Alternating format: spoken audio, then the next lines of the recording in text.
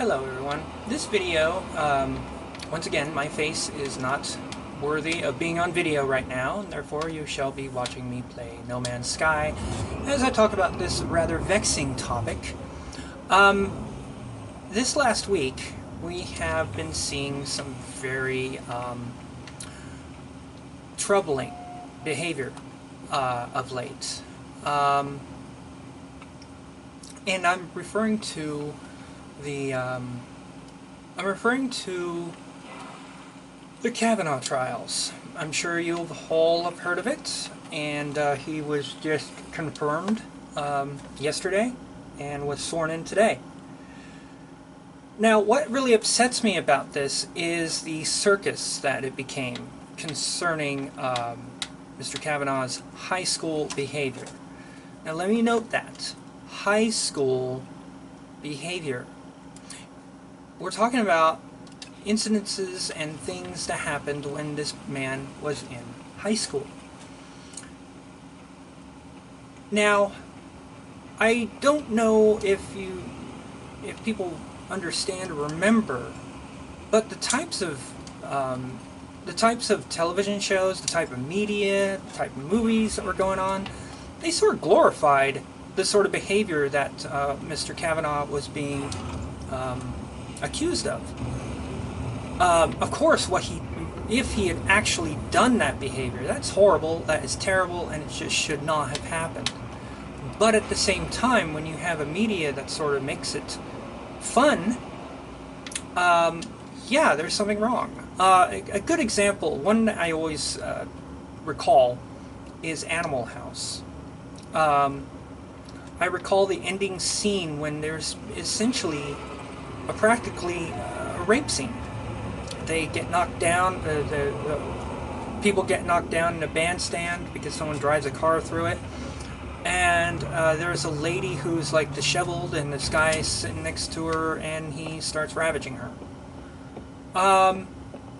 Then again, I haven't seen the film in a while, so I could be completely wrong. But my point being, there have been medias and movies and that sort of thing that sort of glorify a behavior that really should not be glorified. Okay, that said, what is really worrying about this Kavanaugh hearing were things that I heard people saying about him. He was accused, he was not convicted. But also what compounded this whole thing was that the evidence was lacking. There was next to zero evidence that he had actually carried out this act in high school. And I'm just talking about Miss Ford's account. Miss Ford's account was very, very shaky, no matter how people viewed it. There was all kinds of things that were just wrong with her testimony. That's not to mean that she was not raped. No, she wasn't raped. In fact, that's the other thing. I see people saying he's a convicted rapist. No, he's not. He's not a convicted rapist.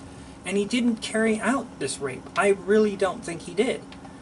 And I keep saying rape because even Miss Ford said that there was no rape.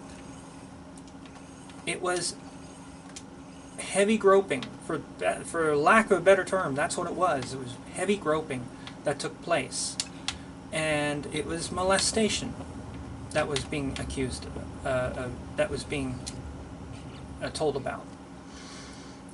So, you know, so what we God, I'm lost. Oh, okay. So yeah, with the Kavanaugh hearing, what I was hearing is people saying that he was guilty. They were acting as if he was guilty of these acts that he was being accused of. And this was just scary to hear. Last I checked, we live in a land of innocent until proven guilty. Or the burden of proof is what it's called. But I saw people saying, listen to the woman, listen to the accuser, don't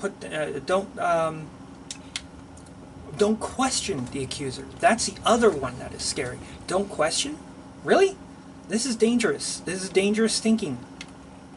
And the ideas that were being put across were scary and not good, and not part of this country, not part of the founding of this country. So yeah, there was that. I don't know if people saw it or not, but I really think it was some of the thought processes that were coming out when it came to this incident were frightening. There is no other term for it. And it was because of the this almost presumption of guilt that a lot of people were throwing upon Mr. Kavanaugh. This all said, I totally understand people being wary of, you know, if someone gets accused of something, you have to question it. You have to look into it. You can't just take someone's word in the manner that was being done. That said, I do believe that Ms. Ford did experience some sort of sexual molestation. I do not believe it was at the hands of Mr. Kavanaugh. Now, another point. There is something about Mr. Kavanaugh that is bad, and that is he is sort of an enemy of what is called the Fourth Amendment, or the Privacy Amendment.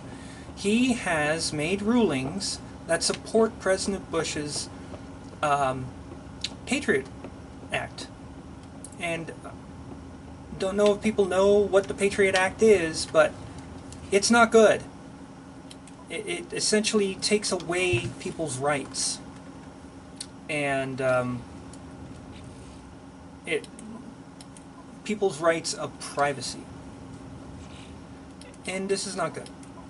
It shouldn't be done, shouldn't be supported, yet Bret Kavanaugh apparently supports that loss of privacy. But the media was so focused on Miss Ford's testimony. Actually, the media should have brought this up before Mrs. Ford's testimony, before all of this, these molestation allegations. This stuff shouldn't even have surfaced. What should have surfaced was Bret Kavanaugh's ruling when it came to people's privacy. So, yeah. With that, I'm pretty upset with the media. I'm pretty upset with the media coverage, and people should be upset with it. Because what Bret Kavanaugh has actually ruled on has not been good. I think the Patriot Act is one of the more scary acts our government has ever implemented. I do wish Mr. Trump would do something to lessen the power of the Patriot Act. And I have a feeling he will. I hope he does.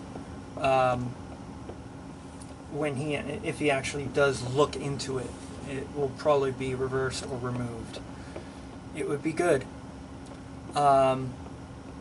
Because it's not right for people, for people to be arrested without due cause.